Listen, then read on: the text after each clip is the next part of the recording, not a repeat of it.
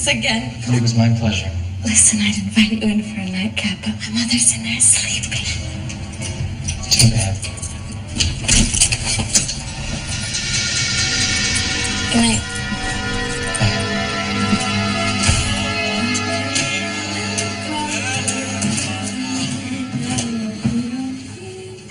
You like detective stories, right?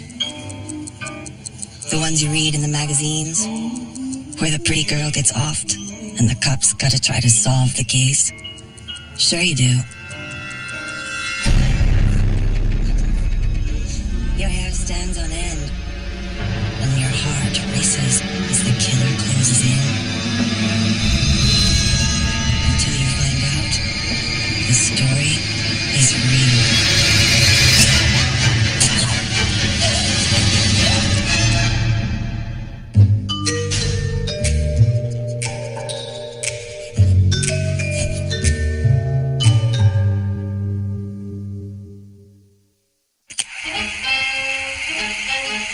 1937 in New York.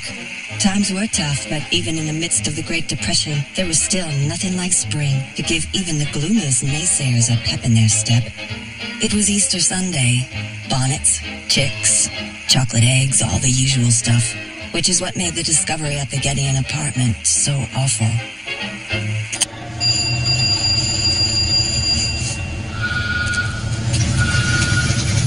Papa? Hello, dear.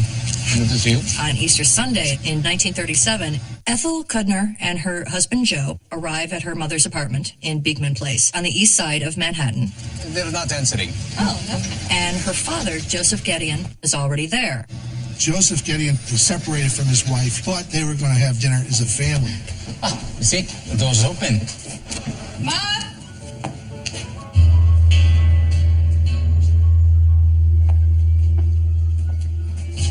Ronnie?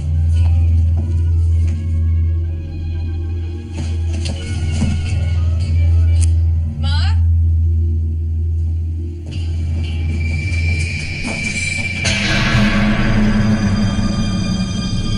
They discover the naked body of Veronica Gedeon, Ethel's younger sister, and Joseph's daughter. Where's Mother? They go around the apartment and they're looking for Mary. In another bedroom, they find the body of their boarder, a man named Frank Burns, an Englishman. And he has been stabbed multiple times in the head and neck. Oh my God. Where's Mother? Maybe she went to get help. But they still can't find Mary Gedeon. They immediately call the police.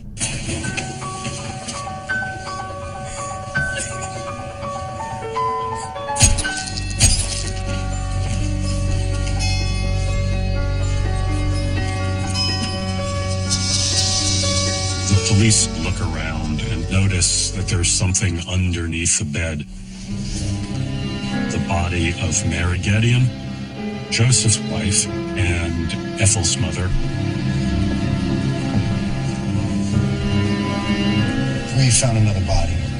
It's Mary.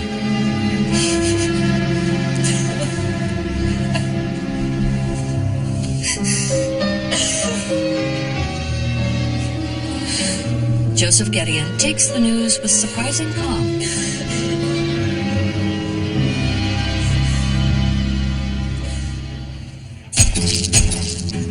A triple murder on Easter morning. Take it from me, the crime beat photographers I knew would elbow the coroner out of the way just to get the first shot of the body. In those days, it was very common for reporters to be photographing a crime scene at the same time that police photographers were there. Manual asphyxiation. The medical examiner concludes that both Veronica and Mary had been strangled. Strangulation happens out of anger. It's explosive. It's really a crime of passion. Mary Gedeon is still clothed, but her underwear has been torn away. Police are assuming that the attack was a sex crime. Frank Burns, the boarder, had been murdered in his sleep by a series of puncture wounds to his skull, inflicted with a very long, pointed implement, possibly an ice pick.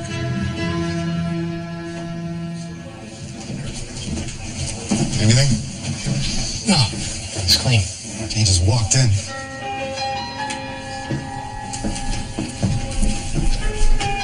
He didn't take anything. There was still money in the apartment. The door is perfectly intact. Right away, these things lead detectives to believe that the perpetrator was somebody that the victims knew.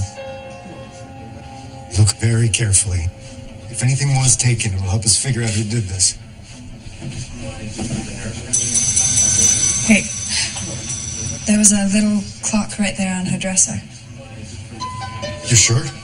Yes, I remember its hands glowed in the dark.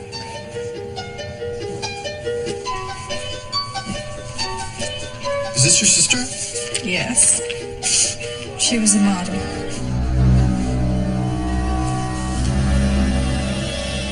Maybe put your arm up like you're being attacked. Sorry. Oh, where you learn, where you move? I'm sorry. Just go back in. We'll go back in. Ronnie Gideon was 20 years old, and she was a beautiful young blonde. And she often posed for the pulp detective magazines of the time. It's good.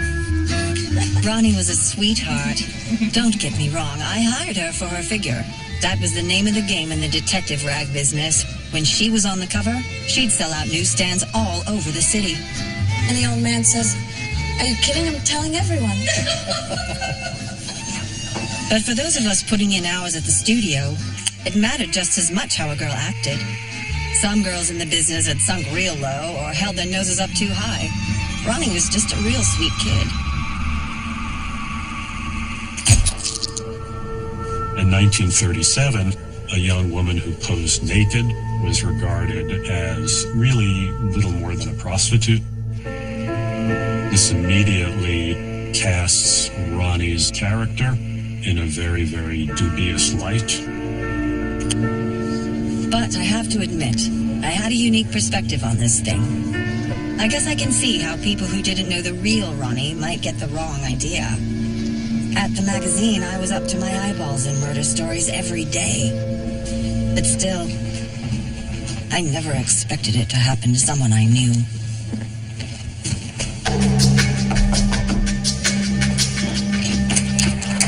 We'd like to ask you a few questions, please.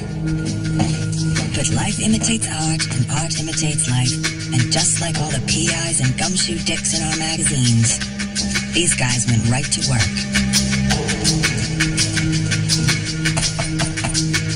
I heard a scuffle coming from upstairs. About what time was it? 11 p.m.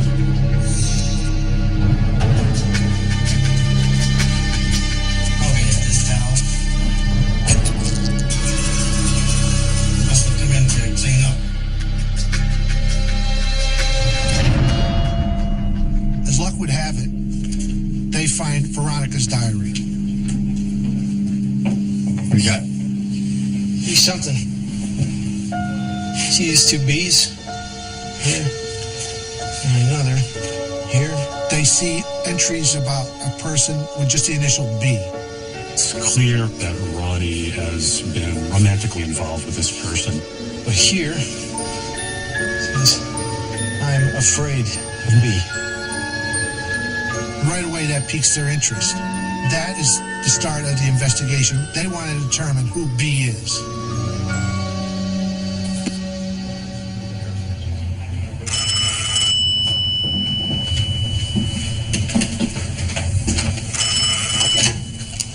Hello? Hello, good evening. Is Veronica there, please? With whom am I speaking? Stephen Butter? Stephen Butter? Yes, sir. The initial in the diary is B. This guy's last name starts with a B. They want to talk to him. When was the last time you saw Veronica? Last night.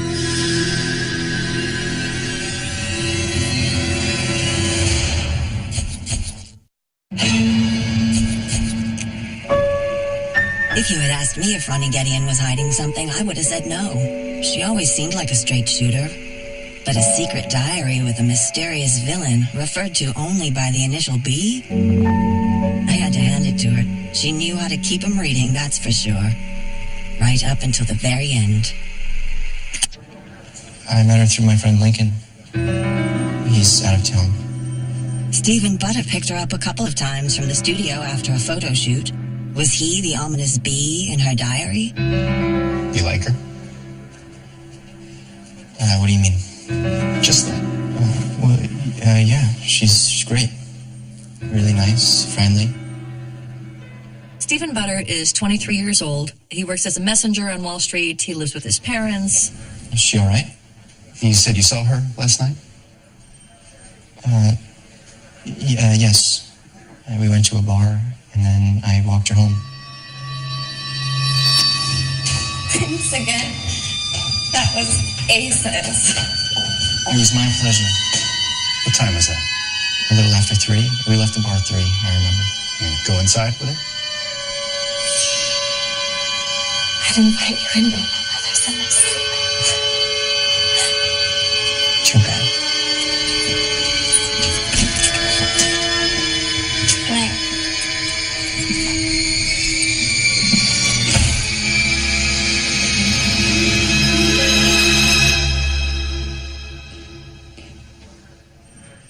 Is she okay?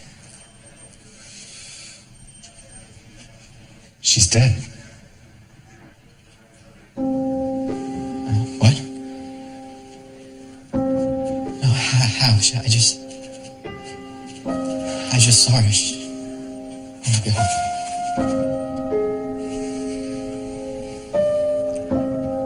In 1937, the detectives, they go on gut instinct. And their gut tells them that he's innocent.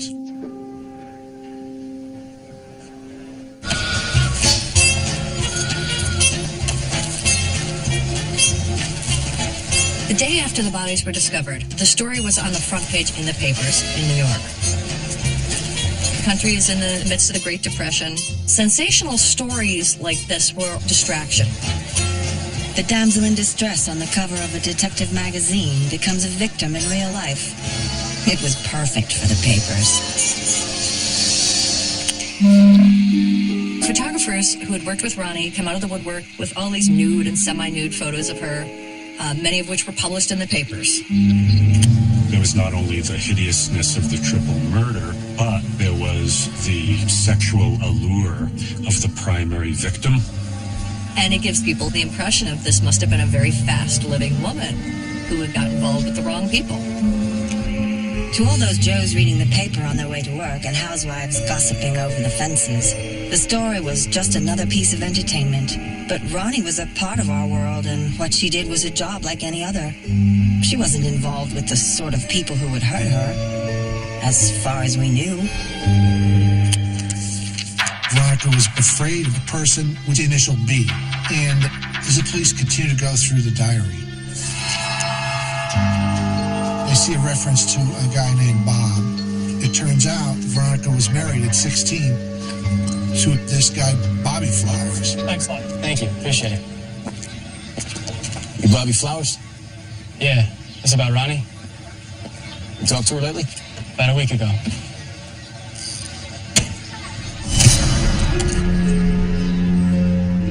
You ever falling out? No. Why? Why'd she say she was afraid of you? Come on. We had a couple of rows over the years, but things are pretty good. We were just too young. He says that the marriage was annulled and that they were still good friends. Where were you? Saturday night. He says he was selling hot dogs at an armory. You can ask my boss, ask my customers.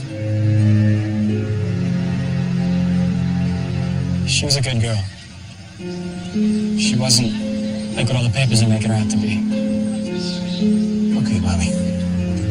The police check out his alibi, and they pretty much rule him out as a suspect. Veronica Gideon was an honest girl. She was not cheap. Our editor had had enough. Headline after headline painted Ronnie as a loose, fast-living girl. Sure, she was no goody two-shoes, but she wasn't the whore of Babylon either.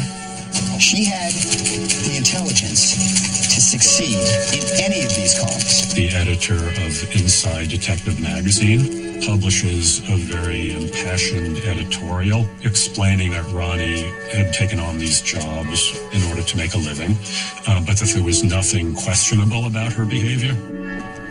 While we were doing our best to clean up Ronnie's reputation in the papers, the police were cooling on the jealous lover angle and starting to look closer to home. Gentlemen, what can I do for you? Detectives think back at how the father reacted when they first spoke to him. We just wanted to ask you a couple questions. Sure. They think it odd that he didn't show much emotion. Go ahead. But I have to keep working. This whole thing has got me behind. I'm not customers. You know.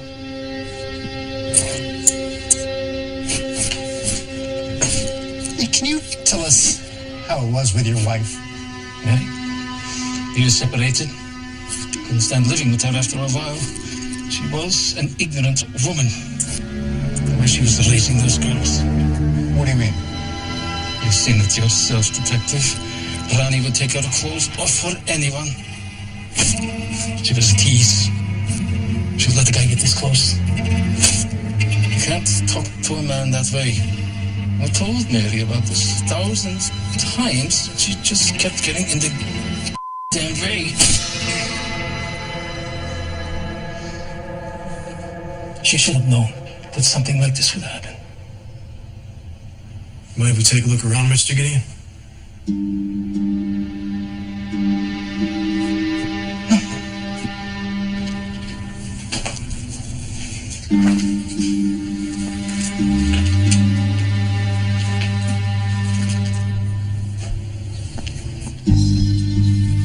You like to look at naked girls, Mr. Gideon? Why shouldn't I? I'm a grown man. Where were you on the night that your wife and daughter were killed? Corrigan's. I was playing skee ball. I stayed there till it closed. Anybody see you there? Talk to Cal. He was there all night. Excuse me.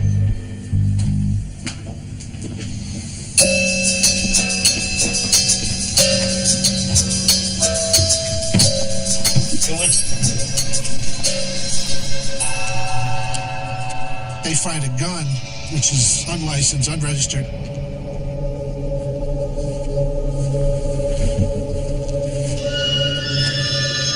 Hey.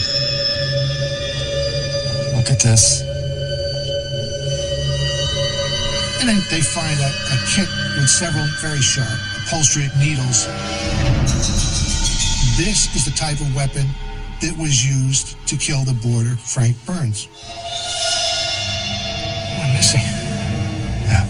And one of the needles is missing. That is where the case shifts.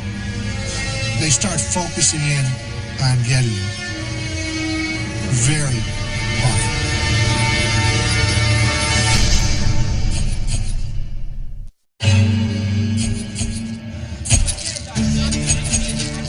So the cops liked the angry father angle. He fought with his wife and she was dead. Maybe he didn't like her taking in gentlemen boarders and one of them was dead too. And he certainly didn't approve of what Ronnie did for a living. I had to admit, it made a certain sense. Joseph Gideon is the prime suspect. They bring him in for questioning.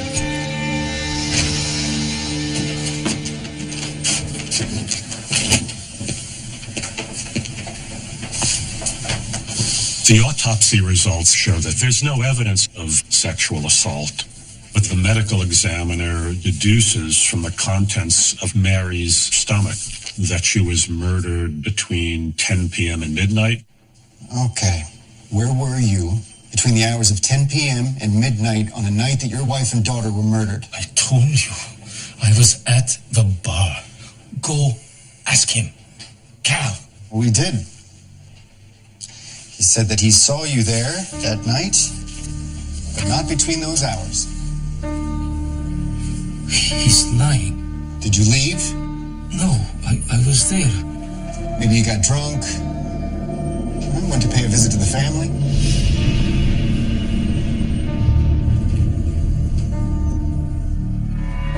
Now, alibis fall apart all the time, but it only goes part of the way to nailing a guy. The brass ring is getting the story straight from the horse's mouth. The absence of a murder weapon, unfortunately, is not evidence of a murder weapon. So they need a confession. Did you love your wife? She didn't know how to raise her children. That doesn't mean I would kill her. I told you before, women try to dominate men. Men shouldn't let them. If you don't control them, they start taking advantage of you. So you had to draw the line somewhere, right?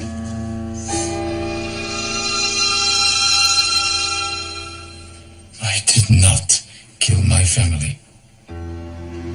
Well, the 17th precinct was the prestigious command. The detectives that worked there were kings. They ran the show. They were the best of the best. And to them, solving a crime hinges on that confession.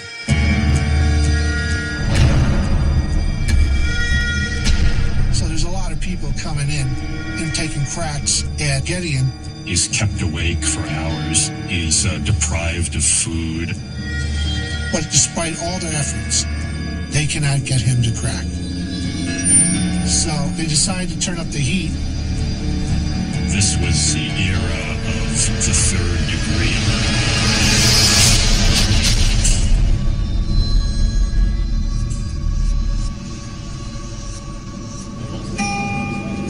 Joseph Gideon had been in that interrogation room for 12 hours, and there was still no word. If they hadn't broken him yet, they started to think maybe there was nothing to break. Now, maybe it was his keen sense of justice, or maybe it was all those years sitting at his desk reading about crime solving and never getting involved. Either way, our editor had a hunch, and he played it. The editor of True Detective magazine believes Gideon is being railroaded. Yep. Do you mind if I ask you a few questions?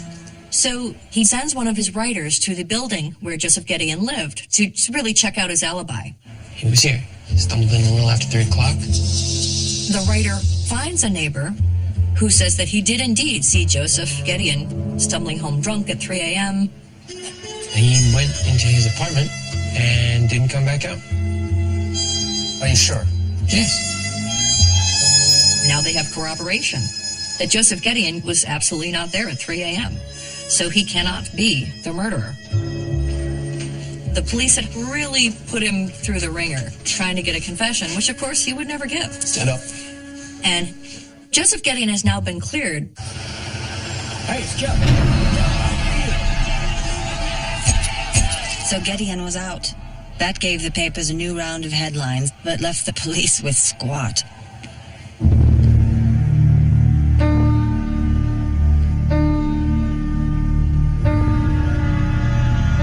If the cops only knew how close the killer really was.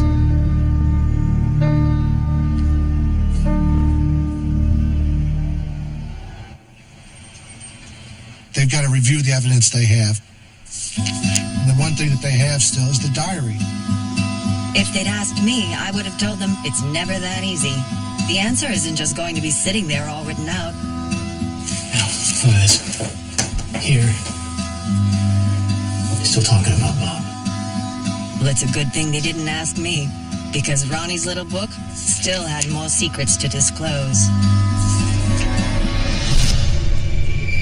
Bob is obsessed with Ethel.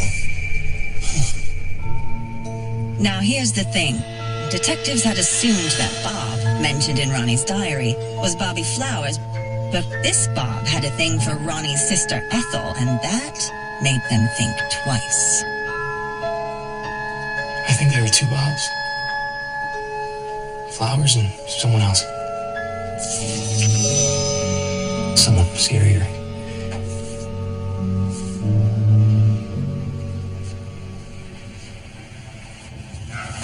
In her diary, Ronnie mentions a Bob, and she says that he's obsessed with you. It must be Bob Irwin. He was a boarder in our home. He is a friend of the family. You knew him well. Yes.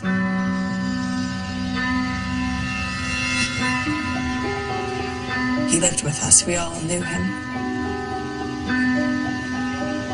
And did he and Ronnie ever date? No, nothing like that. He was kind of indifferent to her. For a time, he was actually pursuing me. He even made a little bust of me once. Bob Irwin was an artist, sculptor. He had boarded with the family several years earlier. Sometimes you look so serious. Oh, yeah? Ethel was intrigued with Bob Irwin. She thought he was an amazingly talented sculptor. He was convinced that they were soulmates. You're beautiful like a goddess. Stop that. He wanted to marry me, but I was already engaged to Joe. He's a very decent man. He couldn't have had anything to do with this. I'm sure Ethel had her own opinions, but it wouldn't be the first time sisters disagreed about a man. Just because Ethel thought this Bob Irwin was a gentleman doesn't mean Ronnie didn't have reason to be afraid.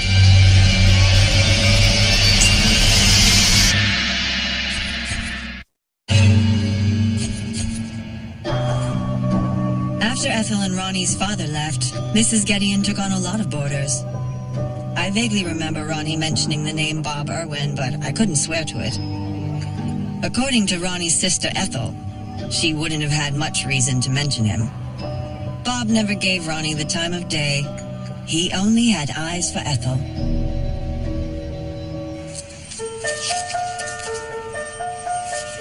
Police began to investigate his background, and they discovered that Bob had psychological problems, and in fact had spent a fair amount of time confined to psychiatric institutions. He's had a troubled life from the moment of his birth, essentially. Bob Irwin was born in a gospel tent in Pasadena, California. His father was a self-styled preacher who abandoned the family, and his mother was a religious fanatic who put her religion ahead of her three sons. And the three boys were sort of left to fend for themselves. Both his brothers were career criminals. Bob had spent years in reform school.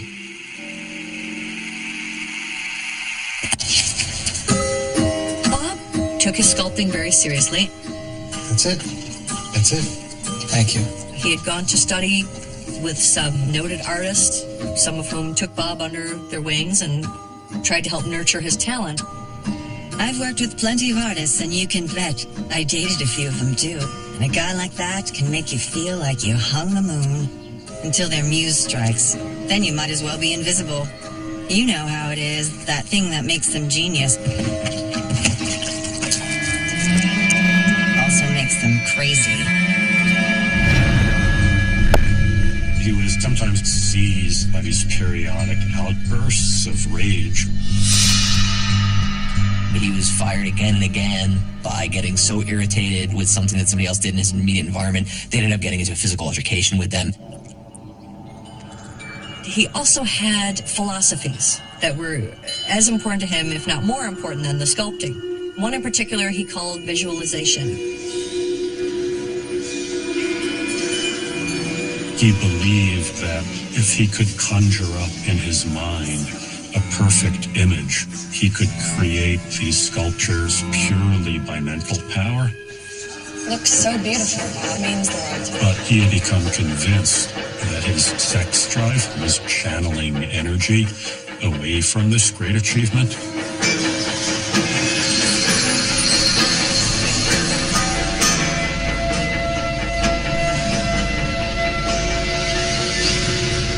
So he attempted to slice off his own penis. He doesn't succeed, but he does injure himself terribly. All this information convinces the police that he is the man. We have a new prime suspect. His name is Robert Irwin.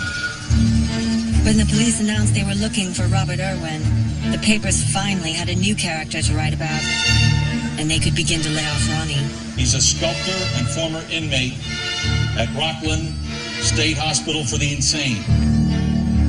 We believe Robert Irwin is still in the city. We believe he is hiding out somewhere. If any member of the public or the press sees Robert Irwin, A lot of the things we would use today to track people, credit card purchases, tolls, they didn't exist in 1937. I have ordered a citywide search. He won't get far.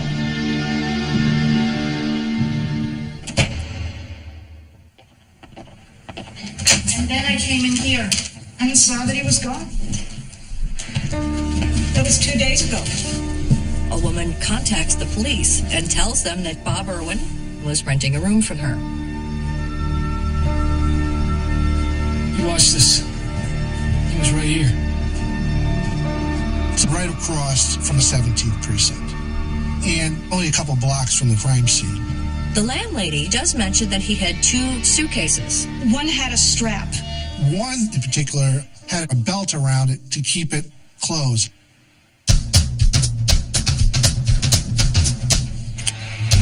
New York City in the 30s was just as crowded and bustling as it is now.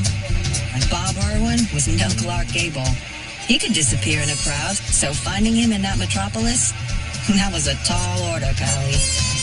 Not everyone, however, is convinced that Bob has remained in the metropolitan area. One of the police officers had a hunch. Back then, a lot of people, when they leave the city, often leave luggage at Grand Central Station. He theorized that maybe Irwin has left, and he's left his luggage behind.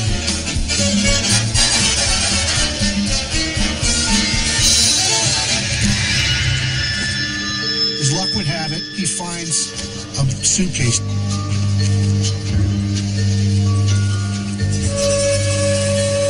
And they find the alarm clock missing from the Getty apartment. Physical evidence that actually links Bob Irwin to the murders. But it's pretty obvious he's left town. They put out an alarm across 8 states, other jurisdictions that he may turn up in. They have no success. 3 months passed without any trace of Robert Irwin. We knew the son of a bitch had to be out there. Someone, somewhere, sees him every day. They just don't know it yet. What we needed was something to help the police get the word out. And then we thought, hey, wait a minute. Maybe we were that something. The editor of Inside Detective decides to run a story on the front cover along with a photograph of Bob Irwin and a reward offering $1,000. About 20,000 today's dollars, so quite a significant sum at the height of the Great Depression. This magazine goes across the nation. It really has further reach than the police department.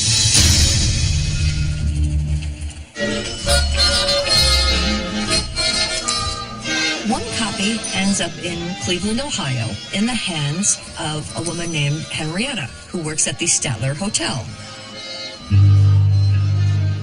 Henrietta can't believe her eyes. The suspect, Bob Irwin, looks so much like the new barback at the Statler, whose name also happens to be Bob. Say, Bob, Yes, Henrietta, how can I help you? what was your last name again? Mary, why?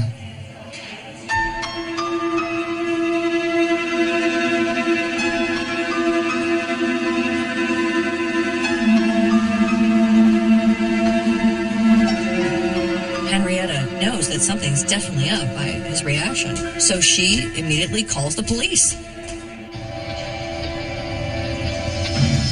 But true to form, by the time they arrived, Robert Irwin was in the wind. This time, if he wanted to stay lost forever, he probably could have. Hello, is this the Chicago Examiner?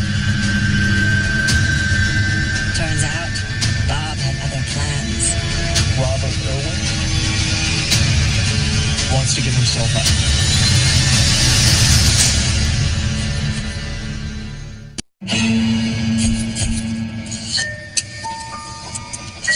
I don't pretend to know what goes on in the mind of a guy like Robert Irwin, but sometime, maybe when he was on some bus from Cleveland to Chicago, he decided to stop running and turn the tables instead.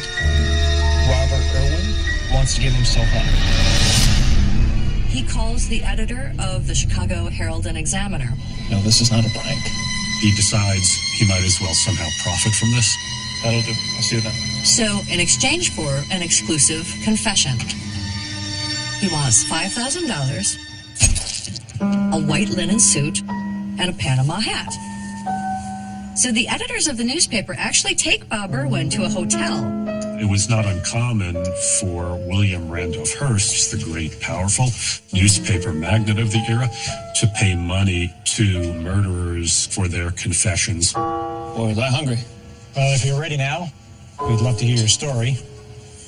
But there had never before been a case in which the newspaper kept this confessed criminal from the police. I suppose it all started with a girl, Ethel Gideon.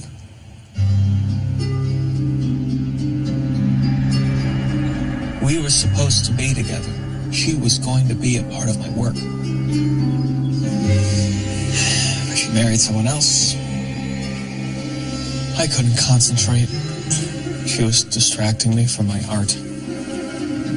I didn't want to do it, but I had to.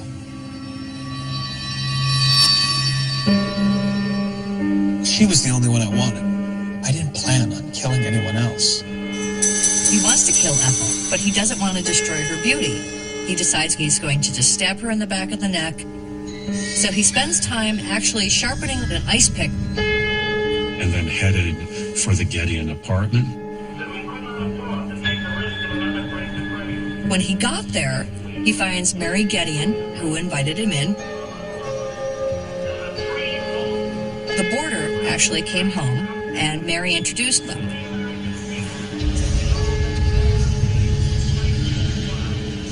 He kept asking, when is Ethel coming home? And Mary kept insisting Ethel was not living there anymore. She didn't even live there. You had to have known that. He convinced himself that she did live there. He was obviously delusional. When you get in a mix-up like that, time means nothing.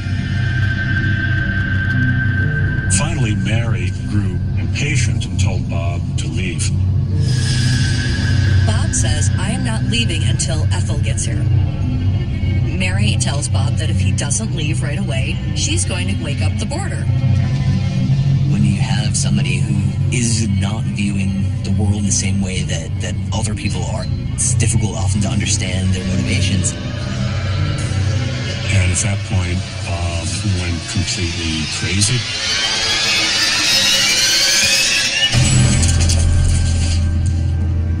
Bob pounces on Mary and starts choking her. All this time, the damn Englishman was in the next room, but 10 feet away. Remarkably, Frank Burns was deaf in one ear and had been sleeping on the other side.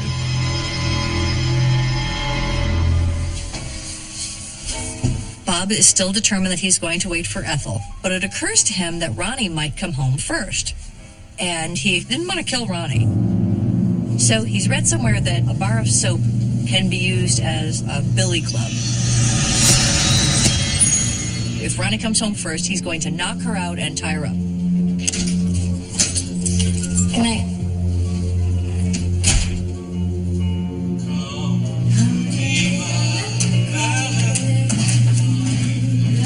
Ronnie comes in, and she goes into the bathroom to get cleaned up before bed.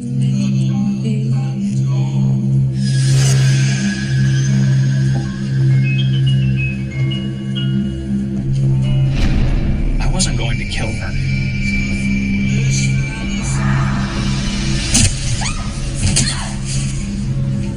Doesn't knock her out, but she can't see who her assailant is.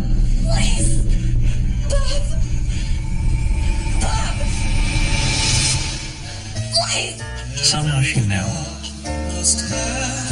I just didn't have a choice.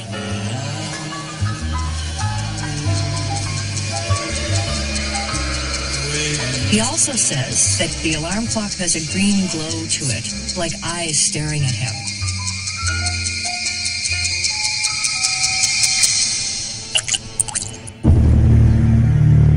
The sun came up, and it occurs to him that the boarder has seen him, so he stabs him 11 times in the head and neck. Then he leaves the apartment, and 3 dead bodies behind. I'm certainly sorry I killed all 3 of them. I was only after one, and that was Ethel. The confession is published. Bob Irwin is turned over to the NYPD and returned to New York. And he's a celebrity of sorts. His pictures all over the paper. Bob Irwin is sentenced to life in prison. However, the psychiatry staff find that he is very mentally ill, and Bob Irwin is transferred to a psychiatric facility. He spent the remainder of his life institutionalized. So that was it. Ronnie and Mary Gideon and Frank Burns, all just innocent victims in some nutcase's delusional quest. No meaning, no moral, nothing but a damn shame. But then someone like me comes in to paint the girls prettier, make the murder bloodier, and turn the tragedy into something thrilling with a lesson for the readers. You know. Give the people what they want. One hell of a story.